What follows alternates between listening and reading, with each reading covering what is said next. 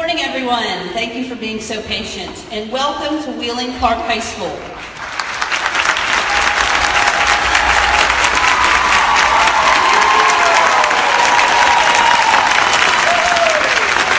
Ohio County Schools is proud to host this unique opportunity to hear directly from Governor Justice. I'd like to take a moment to thank everyone who worked tirelessly to set this event in motion. This is a very challenging time for West Virginia's educators, service personnel, parents, students, and everyone associated with the education of our children. Because I believe our teachers and service personnel in the Northern Panhandle represent the best of West Virginia, I know we will all carry ourselves in a professional manner this morning. With that said, ladies and gentlemen, I would like to introduce Governor Jim Justice.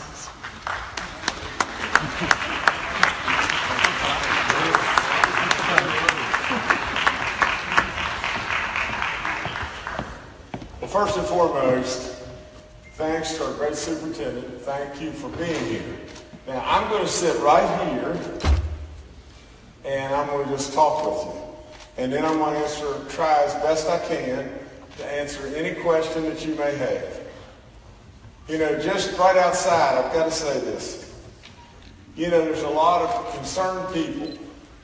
There's a lot of people that really are worried and really care.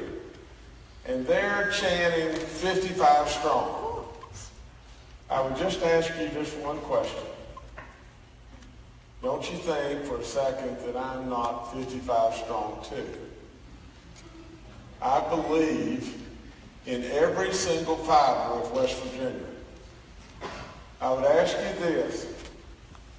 Why in the world would I run for office? Why would I run?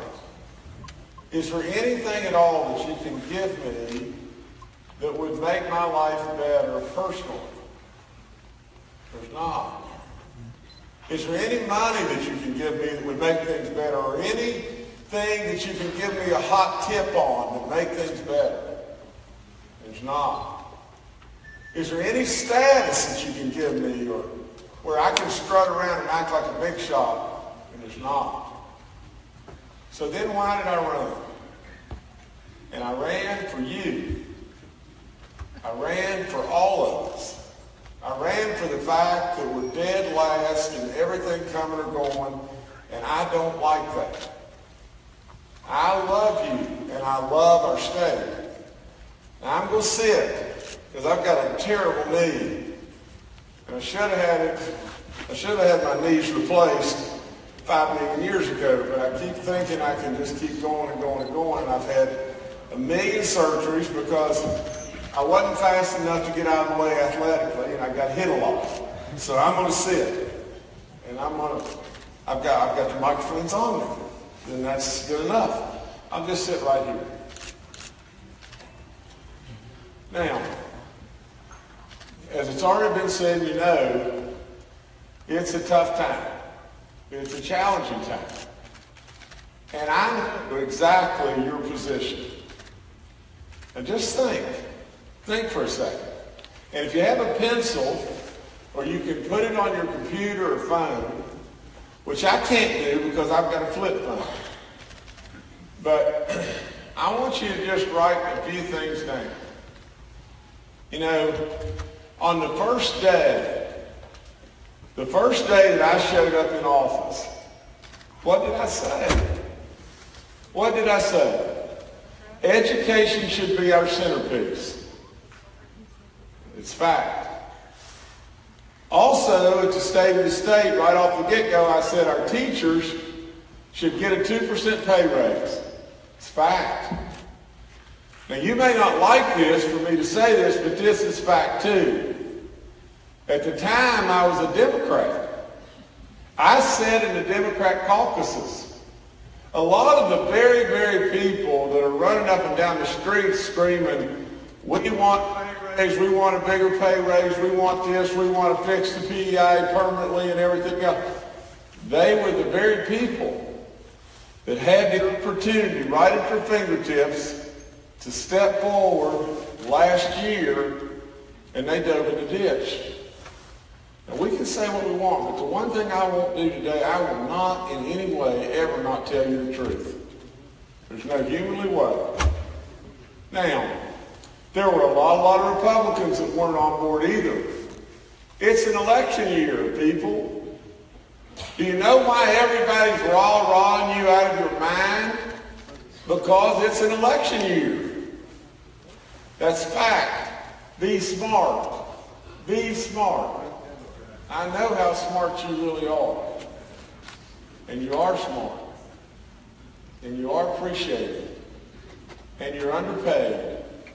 And you're underappreciated in many ways.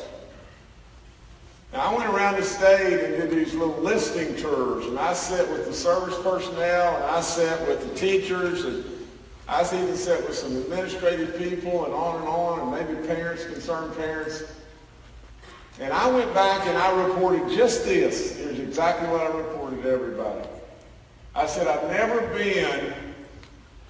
been with groups of people that are so demotivated today.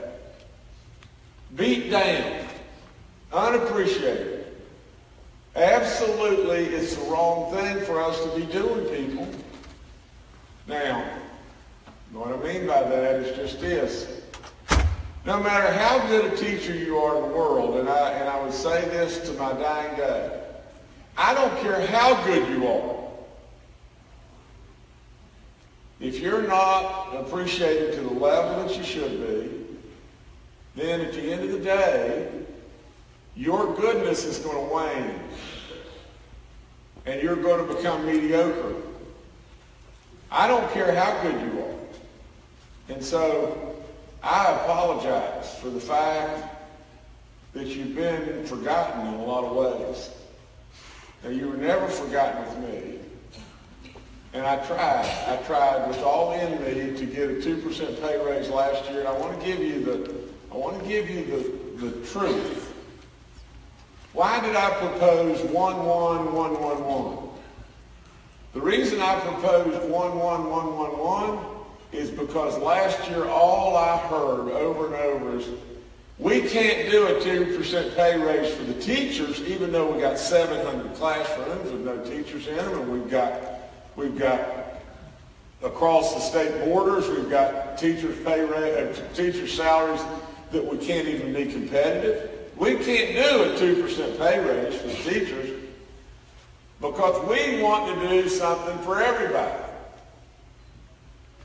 Now, so I proposed one for everybody, and then 1-1-1 additional for teachers to get you to 5% as fast as I possibly could. In addition to that, we all know just one thing, and that is just this.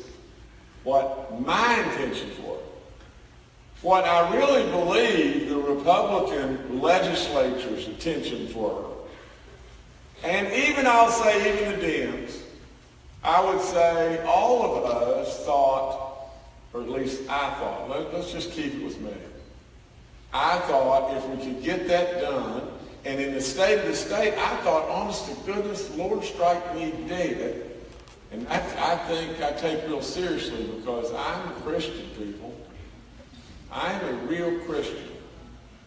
But I can tell you that I thought that was the only way I could accomplish what I wanted to accomplish, and that is genuinely help all of our state workers.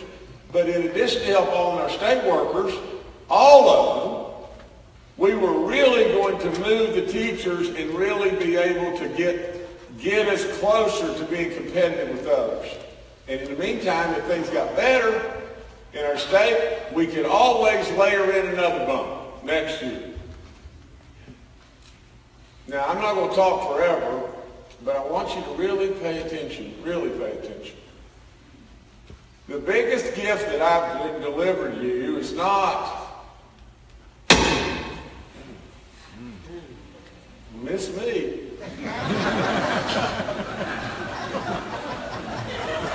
I'm still with you. At least I think. May hit one of these layers of fat and I'm just hanging on.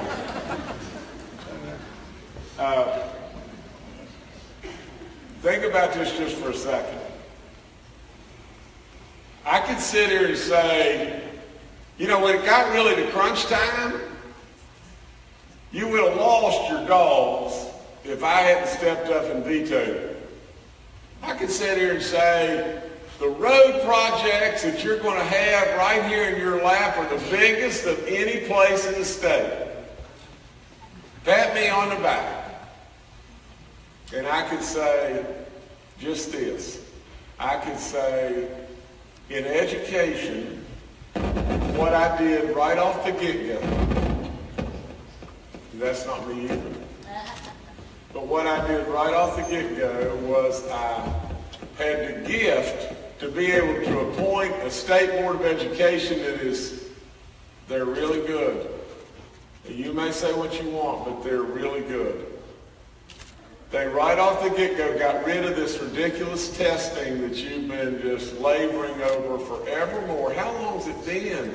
How long have you been going through that? It's not good. We graded our schools A through F, not good. We had so much control in Charleston that didn't have a clue what in the world you were even doing in the world. And we restored that back locally. And we did things with your calendar to where your good superintendent and your good board of education and your counties up here could make decisions on their own that they should be made. And I could say, pat me on the back. And then I could say, well, as soon as I heard about this Go 365 making it, mandatory, I said, are you kidding me? Get rid of it. Then as soon as I heard about the household income to where we were putting two of them together and raising your premiums and everything, I said, get rid of it. Now, I did every single bit of that. Every single solitary bit of that. Now, there's a lot of you that are saying, well, that's great, but what are you going to do for us now? And for those people, I'm not happy with you, because I think we should all be appreciative of where we are. But now just listen. Just listen just 1 second. The biggest gift that I've been able to pull off for you is one thing. And I want you to really dial into this. It's one thing, and that's just this. First of all, ask yourself, what have previous governors done for you? Then ask yourself just this, where were we when I took office as far as your level of hope? You're here today because you have hope. If we had still a $500 million deficit, you wouldn't be here today. You wouldn't be here.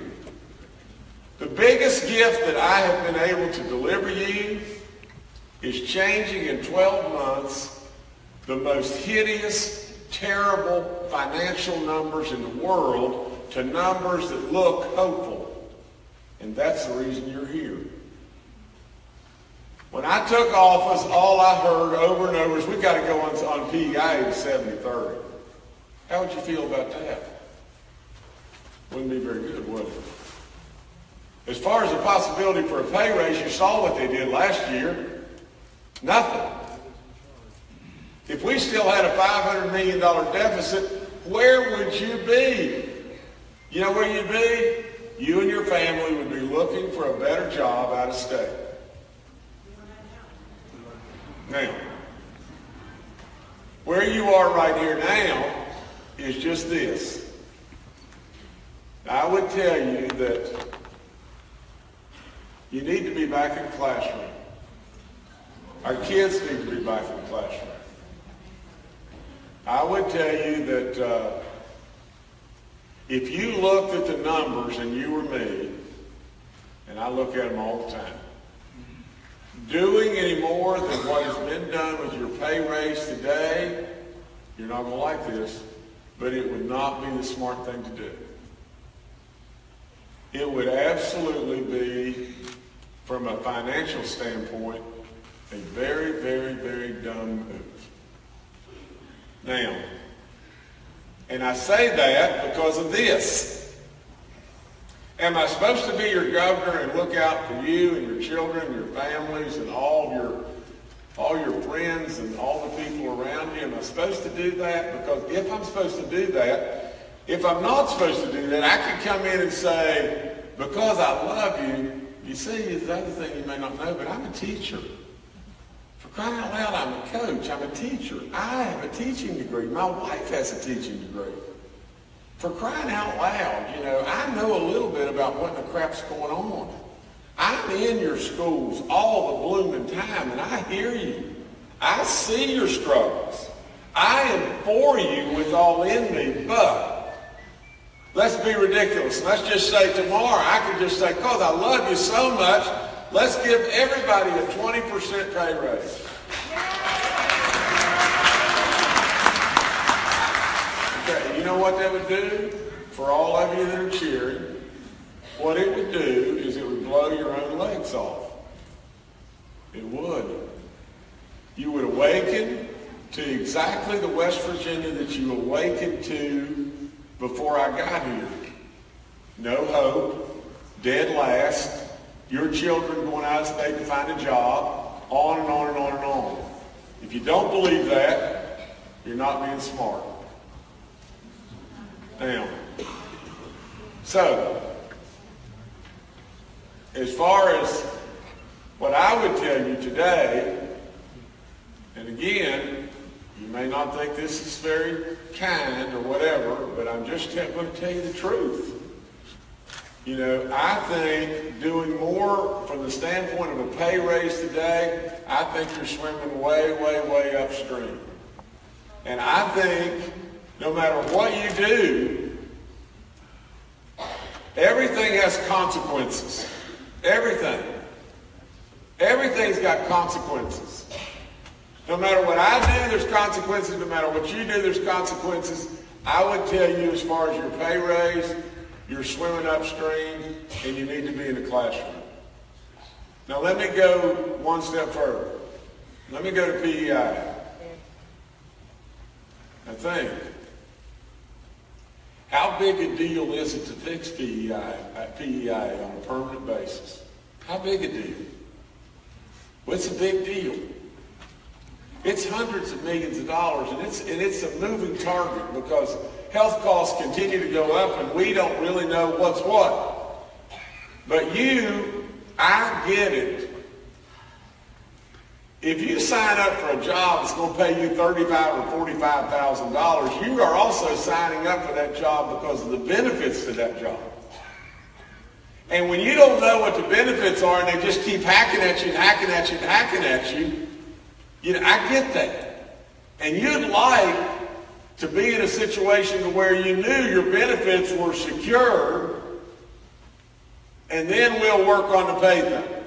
And I'd like you to be there too. Absolutely, I'd like you to be there too. Now, the only problem with that is that's tough stuff. And that's stuff that you just can't possibly, there's no humanly way that you could address a means to fix that in a regular session, no matter what you do, no matter what in the world you do. Now, I will tell you this too, and I'm only being honest. Let's just be ridiculous.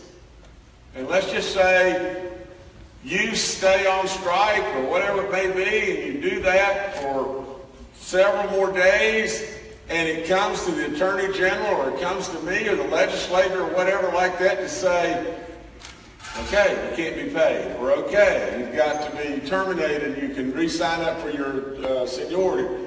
I'm telling you, there's consequences to everything. And you may think that you can drive around pegging in a square hole and you can get this done by your voice.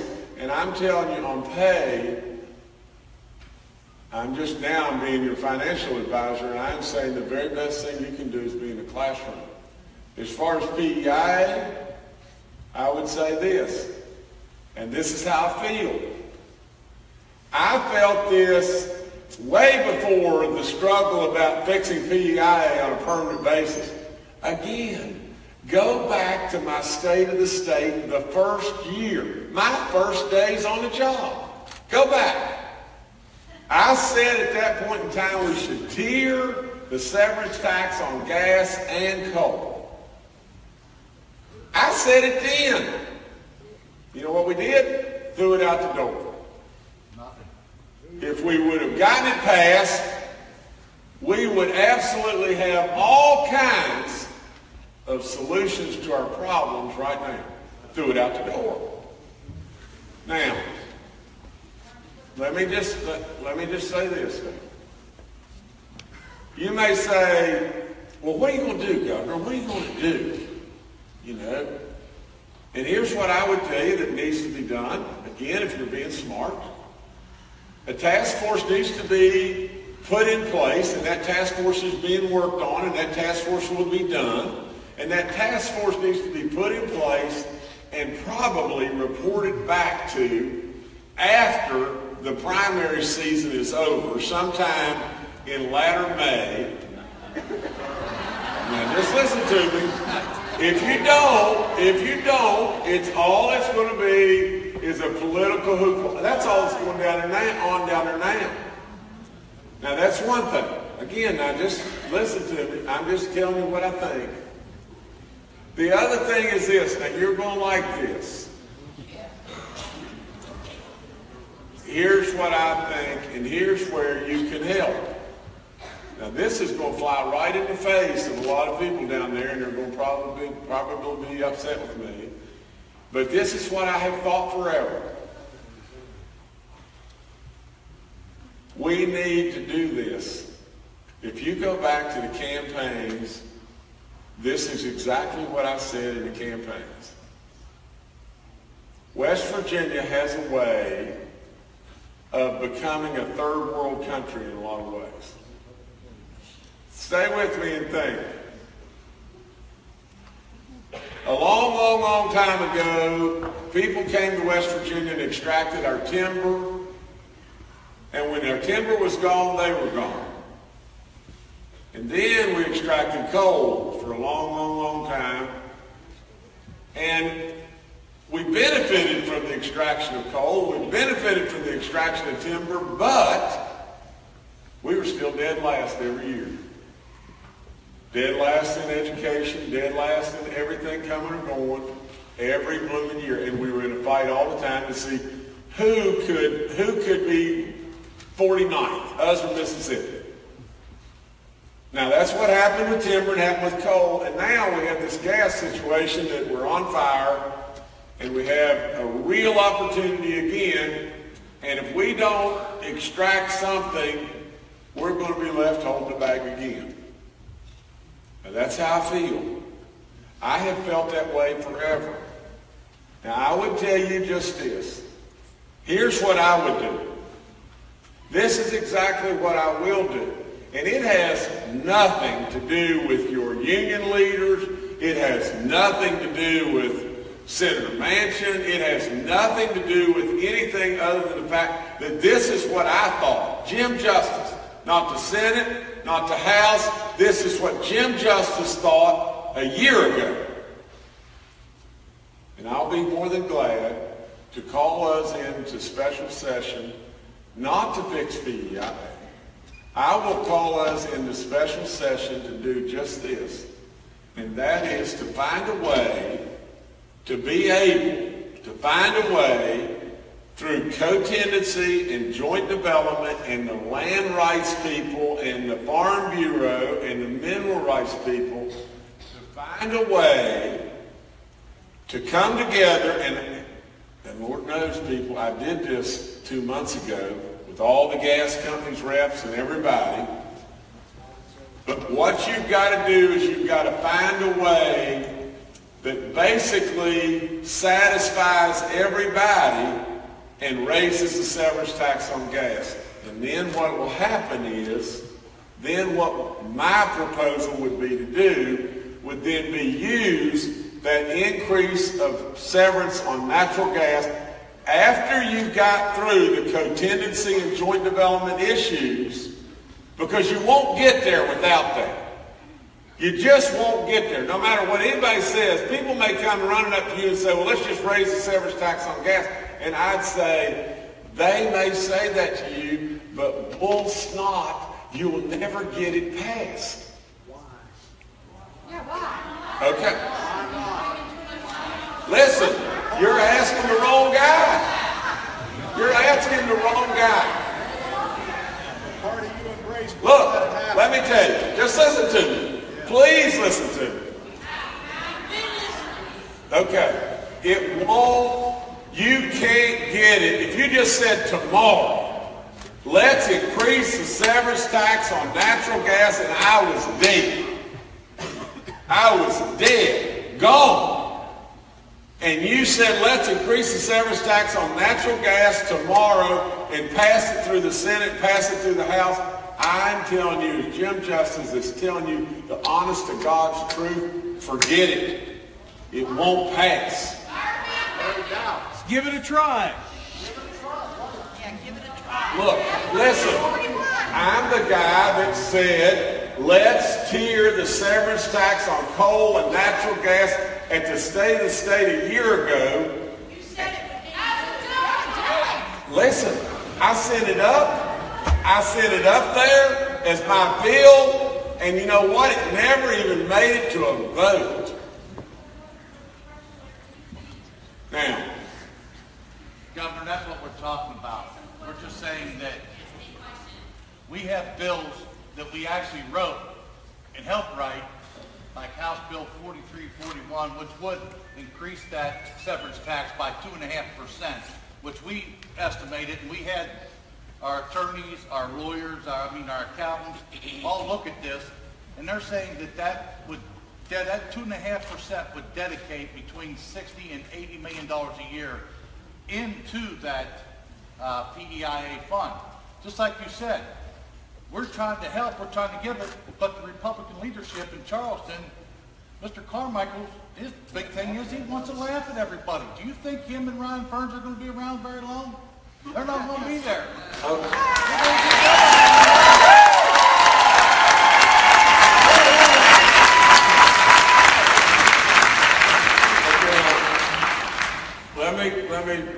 Let me just say this. If they're not going to be around very long, you know, that's up to you. And that's the wonderful part.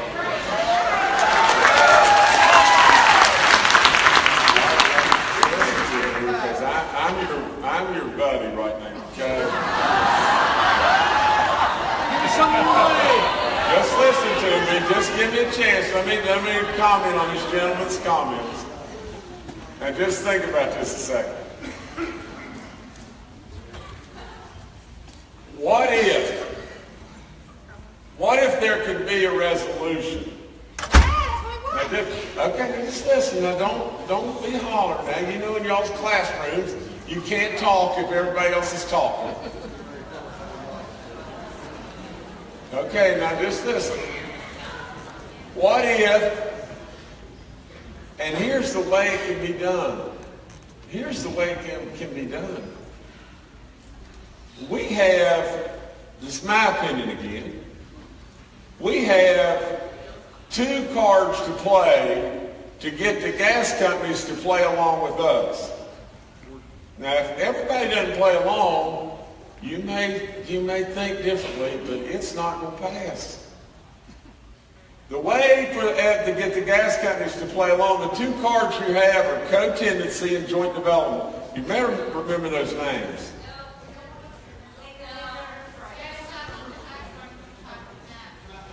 Now, wait just one second. Wait. What I'm saying is you can craft co-tenancy to take care of people's rights.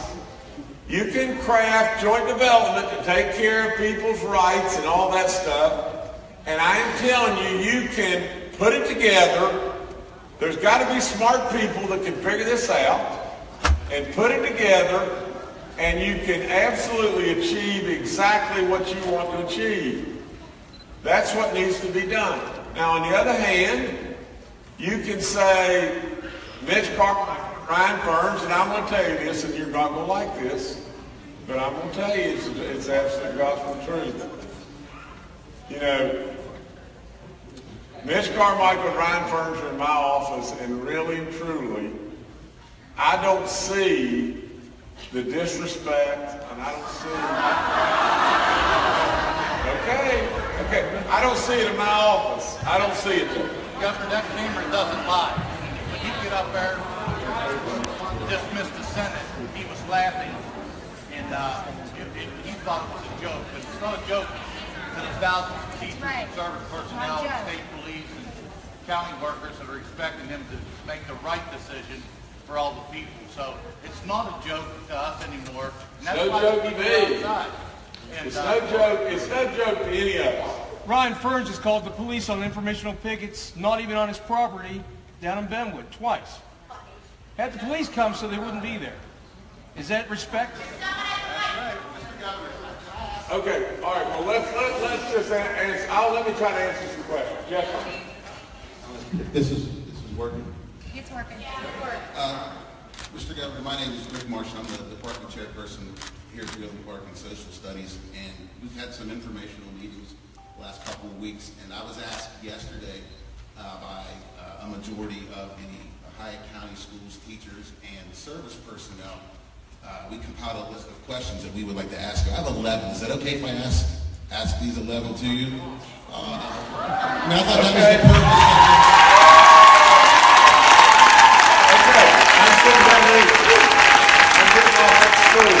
I'll come up and sit right next to you.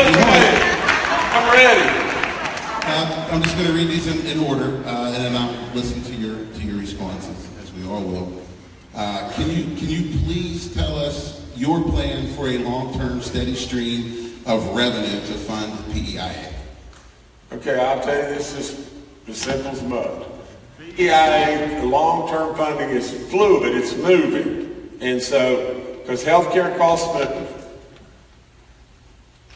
the only way that I know, I mean, there's a multitude of ways, but if the economy continues to grow in West Virginia, you're okay.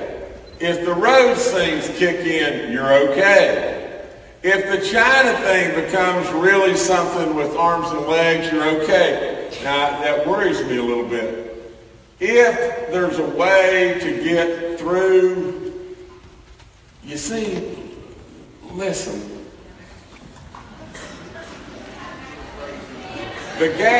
Now just listen. I'm trying as hard as I can to be gut-wrenchingly truthful. The gas companies carry a big stick. You do too. You do too. But now listen, there is a lot of people that are voting on things for you that their number one goal is to stay in office. That's their goal. I didn't do this for that goal. I did this wholeheartedly for West Virginia. You know, now, I don't care about staying in office or not staying in office. Now, just listen. Those people that care, they're lobbyists in their ear nonstop. If you want that cure for PEIA, you're going to either have to hope the roads, hope the economy, hope China, or you could, if you come up with a way to put all the parties in a room together and work through the thing on gas, there's a way. Then let us do that. That's what I said just a few minutes ago.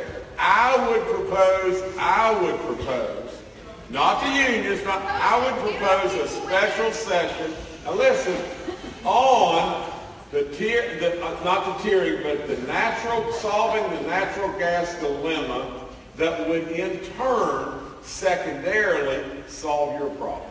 Then get us on that committee and get our representatives sitting down with the legislature and the natural gas people, and we can fix it. Okay, now listen, young lady. Here's the thing I can tell you. Just listen, please. I'm listening. I need your help on just this. Co-tenancy has already sailed through the House. Here's the thing. I'm a landowner. I am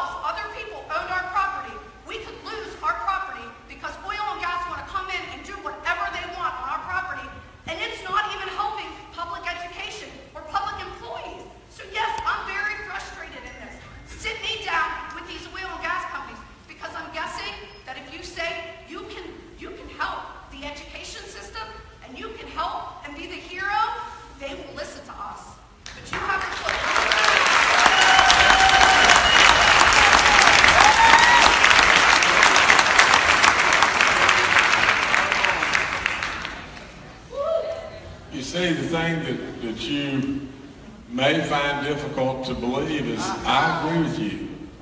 If you do something, and I understand that But now I would say, let me say this. I agree. The Farm Bureau, they represent you, do they not? They surely do, you know. Now, they were in my office with the gas people, and I told the gas people straight up, probably a month and a half ago, you check the Farm Bureau and see if it's not true. I told the gas people straight up, if they want co-tenancy, they have to step up to the plate and raise their severance tax, period. And that's exactly what I told them. And I would also say, and not only do you have to do that, and I turned right to Farm Bureau and I said, you come back to me with the things that they need to do to protect your property. And then let us put all that in a package of what they need to do to protect your property, and they need to do to raise the severance tax that in turn could fix a problem just like what we're talking about here. I said it a month and a half ago with them right in my office. Okay. Exactly that. Okay, so now my question to you is this. Is you're the governor, you are head of the entire state of West Virginia. Are you putting the same pressure on the legislation session that you're putting on us? Yeah. And saying, we need to go back.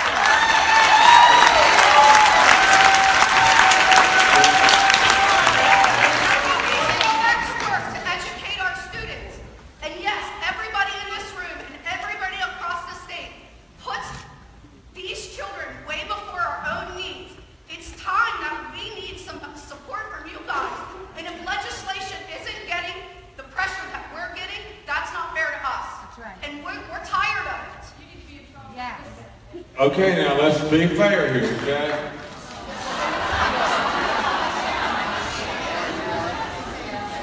All right, just listen. We can't all talk at the same time, and I listen. I don't talk when you're talking. Now, here's the thing. It's doggone tough for me. And you know, believe it or not, I could be the town redneck too. I mean, I can. Now, just listen.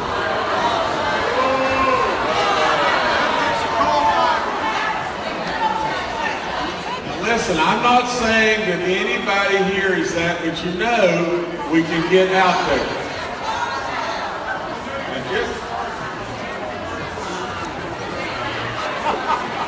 All right, now just listen. Can I ask the next question? Maybe you can...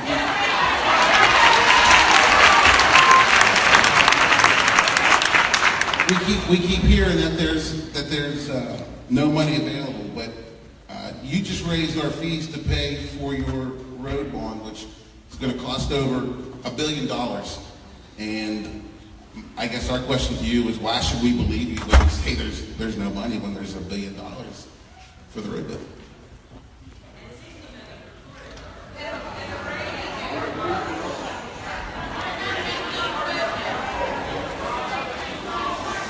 My third question. Will you support legislation, House Bill 4341, Senate Bill 416, which obviously is calling for an increase in the oil and gas severance tax to go directly to PEIA? My next question. Hold it, if you want me to answer something. Well, I just want to make sure we get these questions in because all these people here ask me to speak for them, and it just seems like we're not. It's taking a while. Yes, sir, please. Listen, my comment before, I can be outspoken, you can be outspoken. My comment before is just this simple. I'm not putting pressure on you to go back to the classroom. I mean, at the end of the day, that's your choice. That's your choice. I am telling you that in my belief wholeheartedly, if you want to fix the PEIA, Yes. okay, if you want, and if that's what you want is a fix to PEIA, and you want better wages in the future, I've told you what I would do over and over and over. I've told you. Okay, just listen. I have also told you that going beyond 2% next year is not the thing to do. Now, you don't like that, but it's not the thing to do. Now, I have also told you that if we at this tipping point, I've told you that there's no money beyond, we barely got our head above water. Now, with what has just happened, with fixing PEI for 16 months, and the 2% is $76 million. That's what it's cost. Now, we can say that's nothing, but that's $76 million. Now, where's that going to come from? The road bond. Okay, just listen. Well,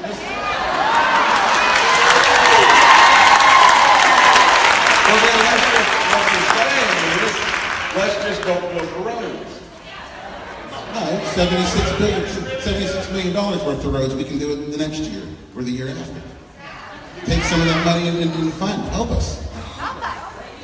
I'm telling you, you passed a road bond referendum that the raises in the taxes that we're talking about pay for those road bonds. Okay? Now what you're saying is basically they're going to pay off those road bonds over X number of years. I don't know if it's 20 years or whatever, however many years. What you're saying is beyond that, take monies beyond that and fix PEI. And none of you are probably going to live long enough for that to happen. Now, I'm speaking in areas that I'm probably not a super expert, but what I'm just saying is you can take money out of the road bonds today. You could do that. You couldn't do it because I don't know how you're going to sell bonds and everything to pull it off, but you know, even if you could and then flip it back over to PEI, I mean, for crying out loud, you've got to understand, I'm not the king. There's a legislature down there that passes laws, and then I can send stuff up, and I can come and talk to you and tell you the truth and everything else. But your best path is this, and you missed one thing that I've already told you. Co-tendency is already passed in the House. And you know what we got for it as far as additional severance? Zero. I didn't want that to happen. Zero. You have two trump cards. You've got co-tendency and you've got joint development. Now, I'm going to make a lot of people mad at me today, a lot of people mad, but I am telling you point blank, where you can be of benefit is don't let co-tendency pass in the Senate. Don't let it pass. Absolutely make us go to a special session on gas. On gas. They're not listening to us. Now, just listen. Make us go to a special session on gas, and then in turn, give me the opportunity, if we succeed in that special session, to get a higher severance tax. Give me the opportunity to be able to fix your PEI. How do we make us go to a special session? How do we make them? If you don't pass if co-tendency does not pass the Senate, I will absolutely promise you, I will call for a special session. I will put on the docket exactly why we're there.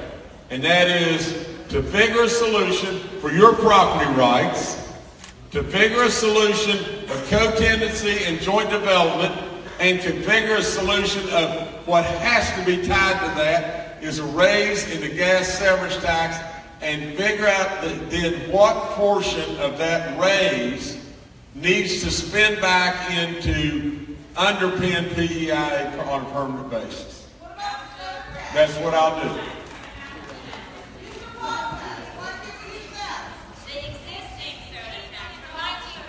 Okay, I can't hear too many people ask the question. What are they asking? What we're saying is we were told that the soda tax was put in place in 1954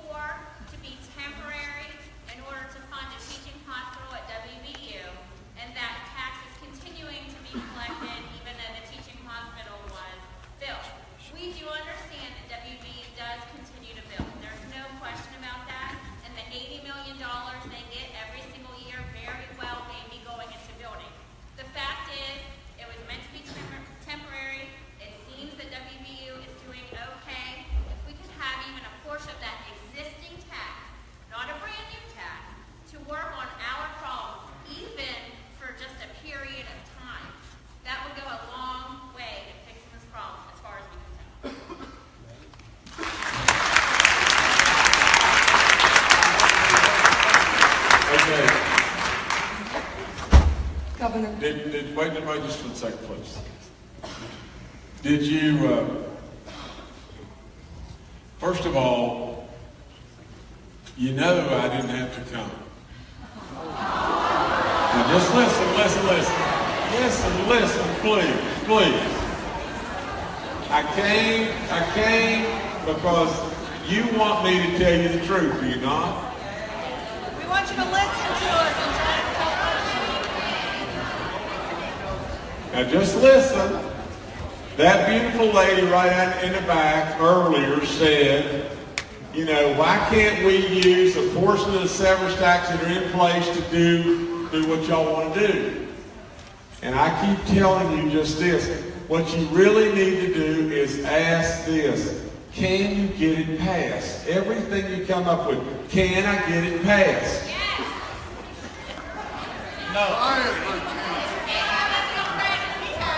There's a lot of you here that are saying no, it won't pass.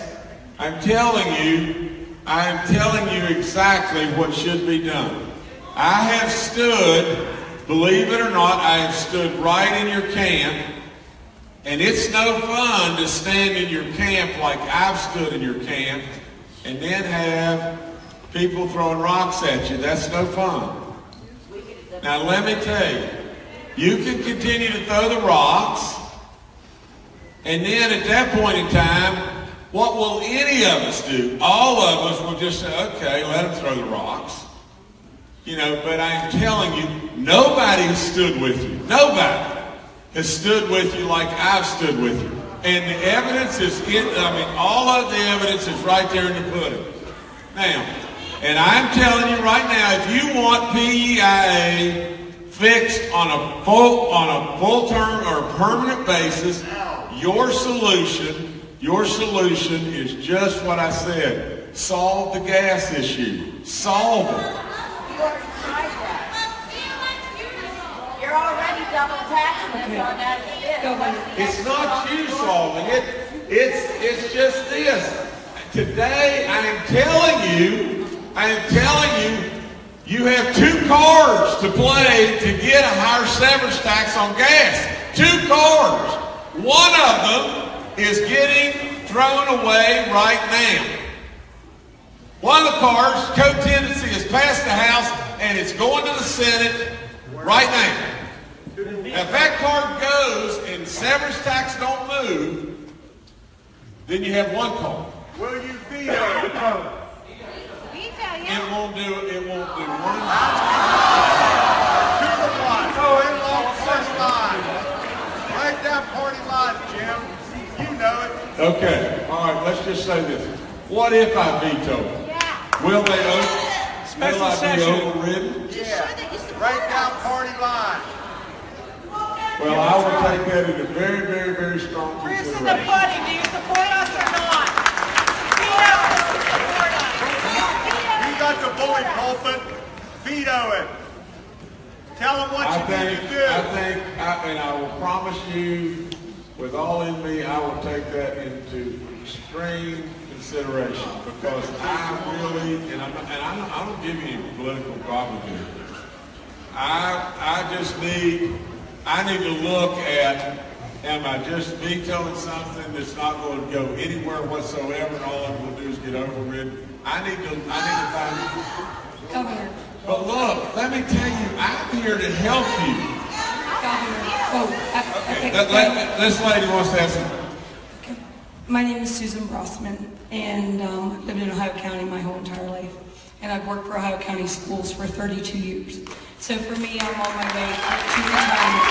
So I'm not here to knowing that I'm going to reap a lot of the benefits from this. But why I am here, I want to go to a heartfelt level with you, and I knew that there would be a lot of stats and policy and so forth that was talked about.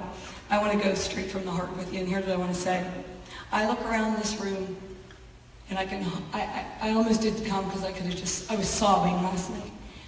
I look around this room, and I see people that have changed my life, and the lives of the kids that we work with are so far-reaching, we don't even know how many lives that we touch in West Virginia and in Ohio County. These people have done things for my very own daughter, who's now off in college. I cannot put a price tag on what these people mean to me and what these people mean to our entire state and this county. I'm proficient at teaching skills. These people are proficient at teaching skills. We're producing some of the best in our state.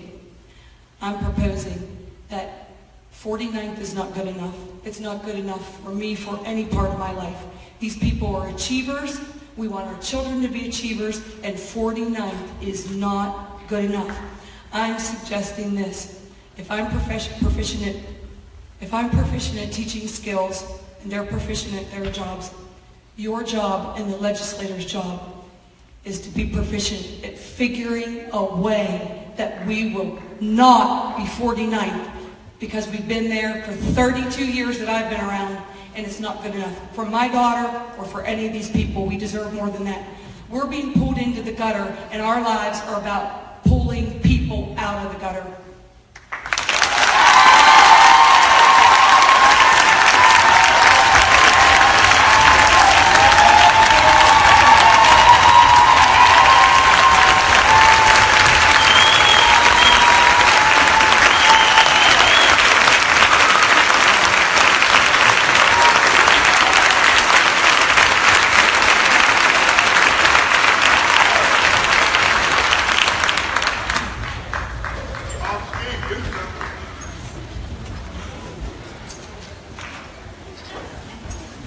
What if I were to say to you that I couldn't agree with her more? Okay. She said for 32 years, it's been this way.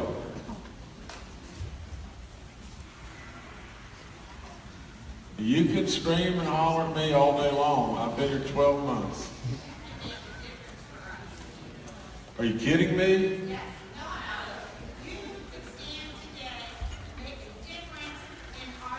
But did you say that I haven't made a difference for you? In your 12 months here, this is what's happened.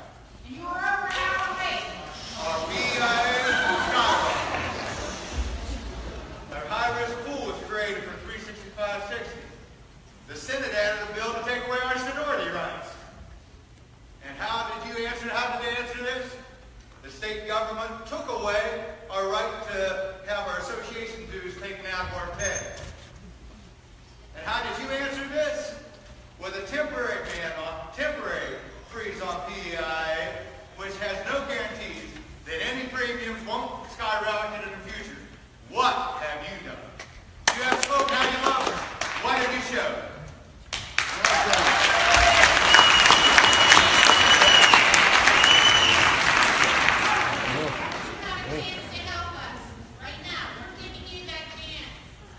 Well, let me tell you this.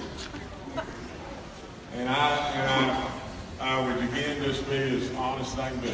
If you truly in your heart think that I haven't helped you, and I haven't done 10 times more than any other governor has done in any way, if you really believe that, then I can't help you. I can't help you. You ask if I believe that? I do. And I know you are not helping. That's true. Mr. Governor, pretty much. You mentioned seniority. Is the second that I heard that, I threw it right out. Go 65, right out. Household income, right out. Fixed all the stuff that you go through with your daily lives that you couldn't get done. Couldn't get done with other governors. You couldn't get this testing gone or local rules. Say what?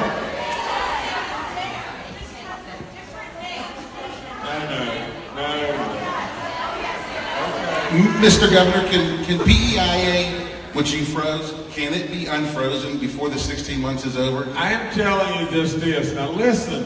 PEIA, you don't have a God's chance in the planet of fixing that in the next 10 days. But can it be unfrozen? It can't be done. What? Can it be unfrozen? You're freezing it for 16 months. Our question Well, sure it can be unfrozen. Who can do that? Who has the power to... You want it unfrozen? No, I'm asking asking you who could do that. I guess the legislature or me or a PEI board. So by freezing PEI, it's not necessarily, it could be unfrozen in the next 16 months and it could fall back on us. No, it can't be unfrozen, as I understand it, for 16 months. But it could be unfrozen then. Okay. But we paid the money to PEI to keep it frozen for 16 months. Yes, please. Okay. You proposed to make the tourism budget $20 million per year. You said you would find that. So why can't you find enough? Like, you're finding $5 million for tourism when you own the Greenbrier. That's a conflict of interest.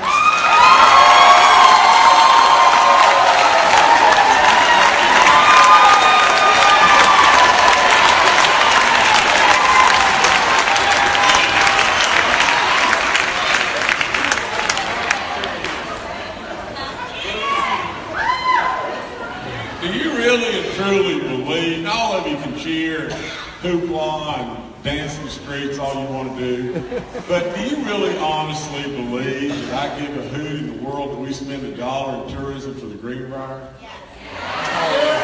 Then I can't help you. Then I'm wasting my time here. I'm just wasting my time. Mr. Governor, right over here to the left. The fact, let me just say this. Tourism, I think, when we went through $76 million and we had to find the other day, you know what we did? We cut the monies that were going into commerce that would have helped you more than you could ever know, from $30 million down to 6 or 8 or something like that. We cut $5 million more out of tourism. That's really not very smart. And the reason it's not very smart is just this. We all know, now just think, for this young man right here, and let me just talk to him. Son, what's your name? And I can't hear. You come up here. And you're going to talk real loud because I can't hear it all. Gideon Chase Glover. Well, sir, I'm still having a hard time, but that's okay. Gideon? Yes. Okay. Beautiful. Beautiful. But just think about this. If I could give you $1, and every time I gave you $1, it would turn into $8. That'd be a good deal, wouldn't it? Now, if I gave you $1, it turned into 8, just boom. Gave you another $1, it's 8 more, boom. And then you got a pocket full of money like nobody's business that you could do things for pay raise, for all kinds of things for you that's unbelievable. Now, what if I don't give you any money? Then you don't have any money that you can do anything for here. I'm telling you, that's called an investment. And an investment in West Virginia tourism brings in instantaneous money, instant money that I can help you with. If we take it away, take it away. It doesn't really matter to me from any standpoint. Surely it doesn't matter to me from the standpoint of anything personally. None at all. Zero. Zero. That I will benefit, zero. You know, but here's the thing. If you throw it away, how smart are you being? If I put $20 million in tourism, it turns into $160 million. That costs $20. I'll take that away. I got $140 million extra dollars. Look what I can do for you. If you don't put it in there, don't put it in there at all. Now just listen. If you don't put it in there at all, you're not going to have any money over here. If you put money in schools, you're making smart people. And if you have smart people, you can make more smart investments. I agree. Very good. Very, very good. An excellent person. You're a smart man. That's the best justice you have.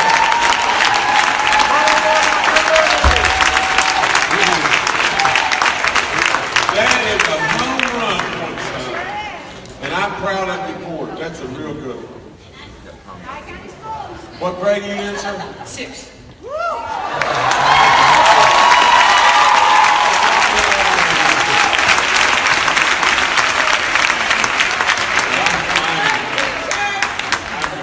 reminded and very, very proud of. Okay, I've got time for one more question, Ms. Can I make I just want to make a quick statement. If you're shouting out, well, I guess he's only taking one more question, but he's goading you into shouting at him. Don't let him do that. He wants, the cameras are over there.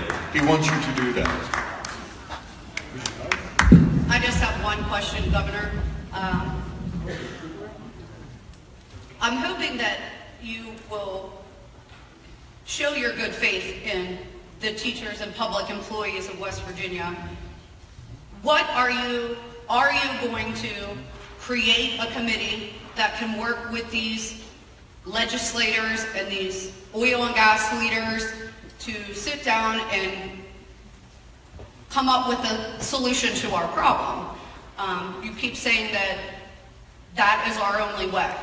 So I guess I'm asking you, are you going to show us good faith in saying that you're going to appoint some of our educators onto this committee to sit down and talk to these other entities so we can fix our problem and make West Virginia what it should be, or what it is, what we work hard for every day? And I'm not talking about just teachers. I'm talking, and I know I'm up here supporting myself, but I'm also supporting the state police, Department of Corrections, DHHR. We're talking about all public employees. So I'm asking you, because you keep telling us you're on our side, be on our side and create this group of individuals that can help solve this problem. And that way we'll believe you when you say, I'm on your side, you're our buddy. So can we all have your promise that that's what you're going to do for us? I've said it 10 times. I've said it exactly that. Have I not told you that we would create, we are in the process of creating a task force subcommittee or committee to work on the full, a permanent solution to PEI and all your education issues. I've said that. Okay, but I guess I need... Now listen. And I also will gladly put educators on that committee. That's two. The other thing I've said is this. I've said that we need to solve the gas problem. We need to solve the gas problem because if we don't, it will leave us just like timber and coal did. It'll leave us 50th. We need to solve that, and that in turn can help or solve the PEI issue. Okay, but if you put people, West Virginians, not elected people, not that they have their own agendas and whether they're receiving money for their campaigns, but putting real West Virginians on these committees will make a huge difference because we live this every single day. And that's what's important to us. We need a voice in this.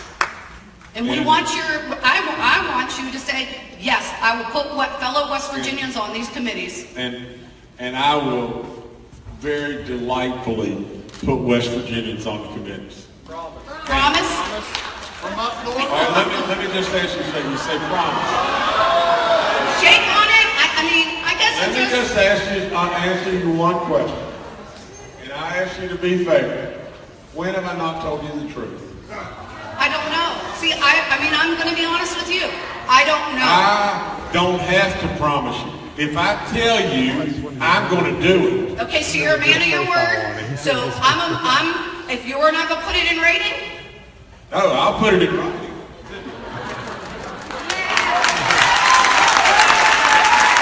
In my life, your handshake means a lot. So I'm going to count you on that because we shook on it, and that's what I need to know. Thank you.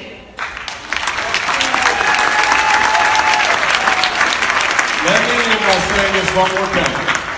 Deal's a deal.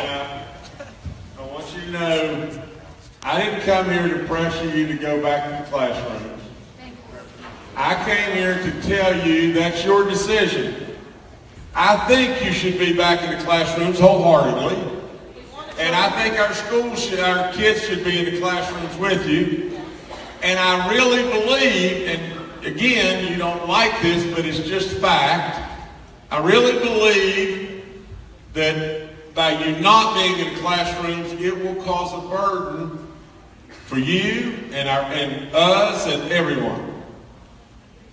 I think your answer is task force, yes. Educators on it, yes.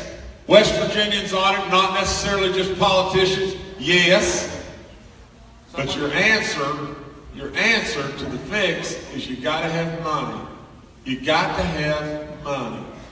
And your money needs, if I drop dead this very minute, I am telling you the gospel fact.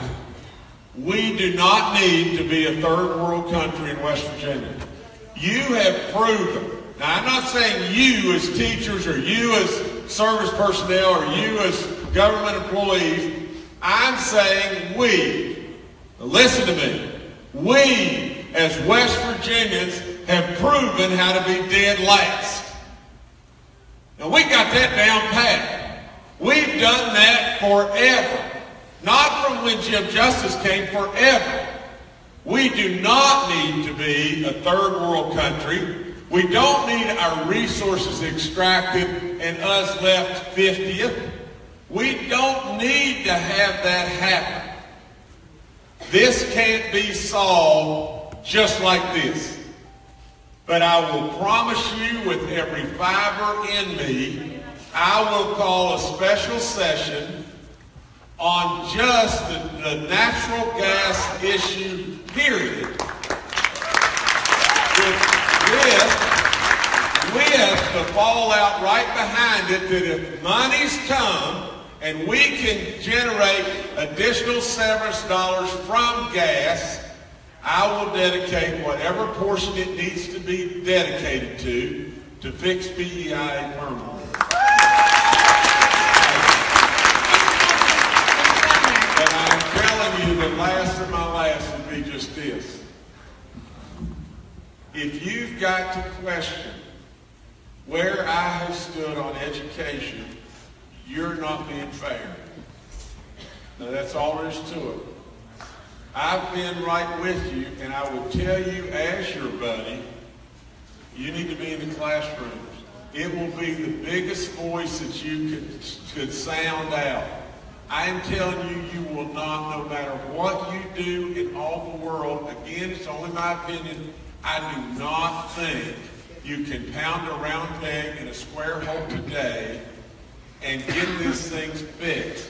I have promised you what I would do to fix it, and I only say, trust me by my deeds.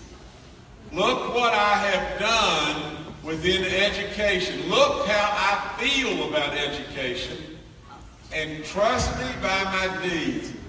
You are only, by being out of the classrooms, you are only drawing a bigger burden on you. Now, I am telling you, and I'm telling you just this. You need to be in the classrooms. We don't need to be on CNN. You want people to come to West Virginia and want to come. I will have the task force appointed in the next 7 to 10 days. Promise. If you want a blood oath, we'll blood oath. Then the other thing is just this, as far as calling a special session.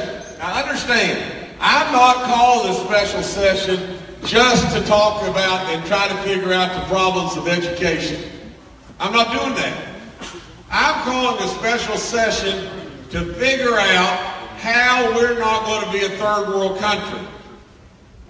How we're going to solve the gas issue, and then I would tell you, as point blank as I could possibly tell you, that the repercussions of that solve, I will say, blood oath, whatever we are able to extract in additional severance, whatever it takes to be able to underpin PEIA for the additional severance, I'll do it.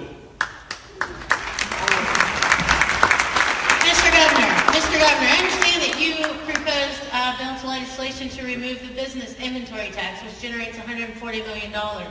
Why does that have to be removed? Why can't we use that money?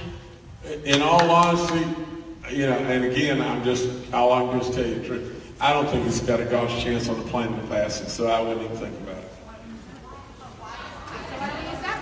The reason it was there is one thing. It's just like, I mean, here's the thing. If you, now I don't hear Wilson, please just let me talk. If you want goodness for us as a state and you and the ability to be able to raise your wages or do the things you're doing, there has to be money, does there not? There's got to be money come into the state. These things that we were doing would just draw more people and manufacturing and jobs and opportunity and money that comes to our state that spins right around and gives you the opportunity to have better wages and on and on and on. Well, look, if you don't have them, last year, I tried every way in the world. I couldn't even get one person, not one person came to my rescue on the 2% rate. Not one. I stood and yelled and did everything in the world. I can't tell you the number of legislators that came to my, wait now, just wait, that came to my office and said just this, Governor, are you dead set on this 2% raise? Can you not get off that? Governor, why are we entrenched on this? Governor, there's not support on this again with the Dems or the Republicans. Governor. Now, I'm just telling you, I'm really trying. My dad would say, don't confuse effort with accomplishment, but I'm really trying. Yes, ma'am. Okay. Hi, I'm Tori Blant, and I'm a student here at Wheeling Park High School. And I understand that you said you have a teaching degree and your wife is also in teaching. And I believe that you do want what is best for us. And I understand that you're not going to stand up on here today on stage and perform a miracle. You're not going to say, oh, you all get a 20% pay raise like you had joked earlier. But we're not asking, what I'm pretty sure is for you to perform a miracle here today or perform a miracle tomorrow or within the next week. I think today we want a promise that you're going to at least try, because you've been talking around a lot of all things that, oh, this has happened, but it didn't work. Oh, you're thinking of this, but that's not going to work. We don't want to hear, obviously, from the negative feedback that you've heard from those comments, that they aren't going to work. Because this sign that my friend and her mom made, it says where there's a will, there's a way. And you said before, coming in, you could see the hope in us. And that's something that has built up over the years. We still have that hope, and that's the will. And we have the will to continue on and try to fix this. But you continuously saying that, oh, that's not going to work. That's not trying. We're just asking you to at least try and prove that you are on our side as you're saying so. Because just saying, okay, I believe in you and I love you, isn't enough. We need to see actions. Like you have, like how you keep saying that you've positively impacted us in the past. We need to see actions today. Because those actions aren't helping us now, obviously. So we have the will, and we want to see the will in you too. And you said you want to see our representatives proving this. Well, we have the will, and let us show us the way through this. Thank you. Mr. Governor.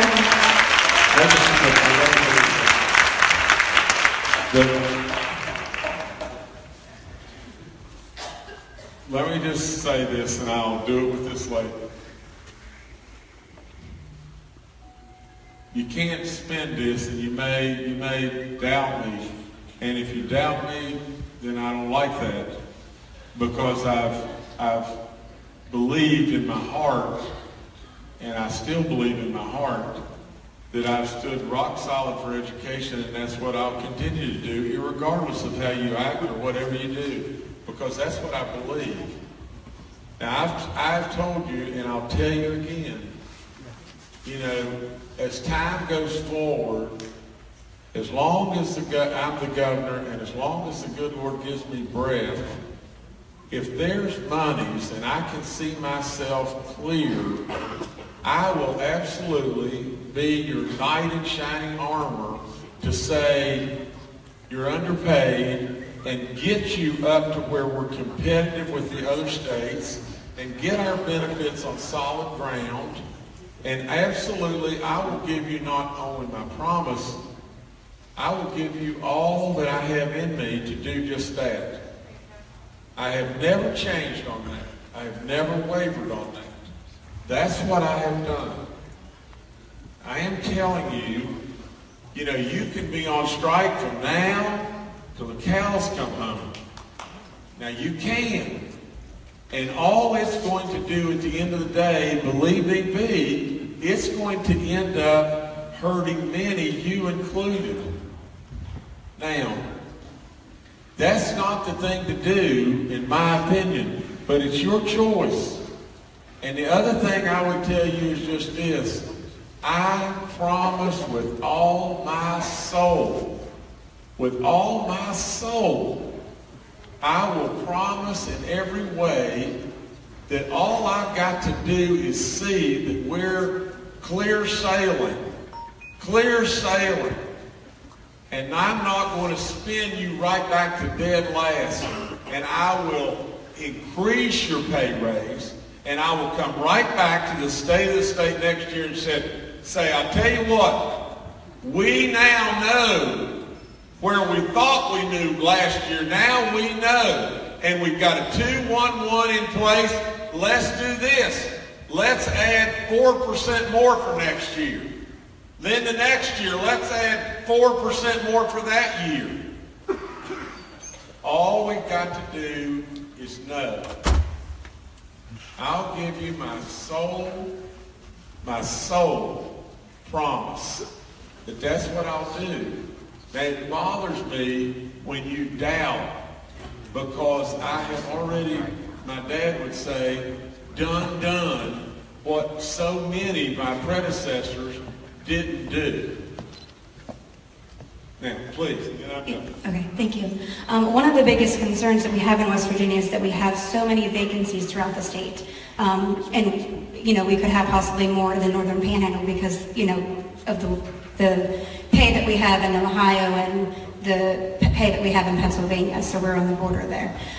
So, you know, obviously a pay raise could be a solution, but some of the Republican legislators are proposing House Bill 4407, which is what I'm very concerned about as a teacher and as a parent as well, because what that is doing is lessening the requirements for teachers and enabling someone to just have a master's or bachelor's degree without a background in education to be a teacher.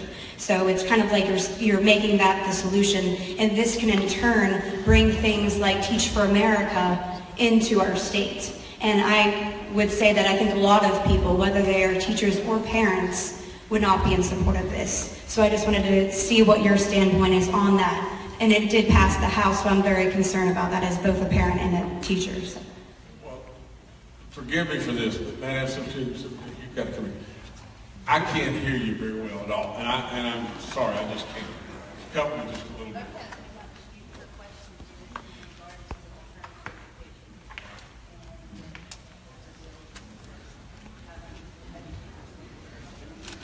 Yes, I'm concerned about what could happen with that bill if it is passed, basically. That it could bring in things like Teach for America. I don't know where the bill is right now. Is the bill in committee, or has the bill been passed by the House? It has been passed by the House. It's moved on to the Senate. Okay.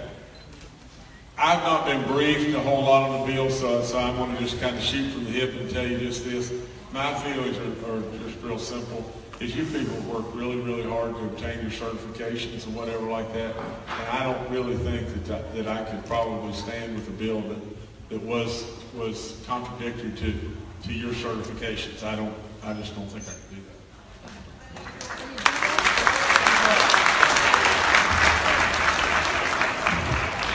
All right, listen. I've got bad news. Other than that, I'm good. I mean this when I say you've been, you know, this is such an emotional time, and it's so easy for us all to get, emotional and cheering and rallying, and it's Gideon, is that correct? And we should all admire this young kid, because this young kid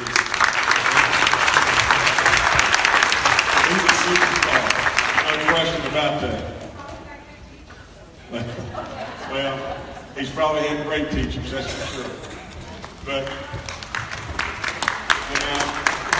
let me end by saying I thank you for being as civil as I could ever have dreamt that you could be.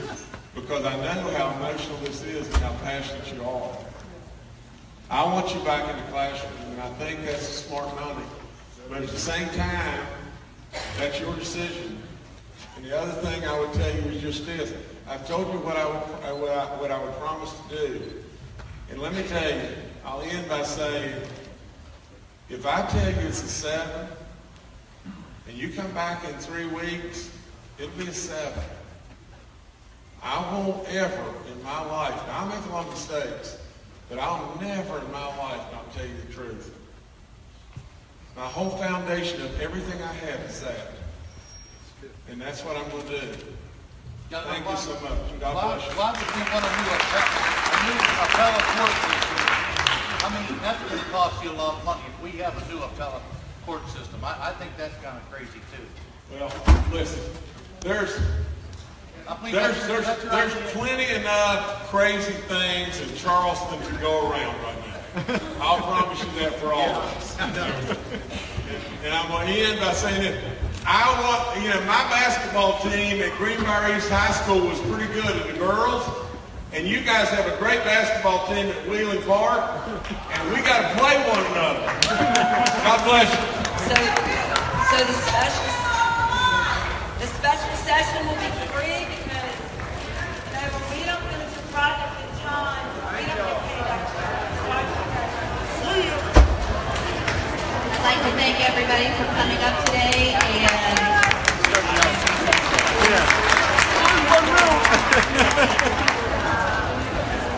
Pick up the game.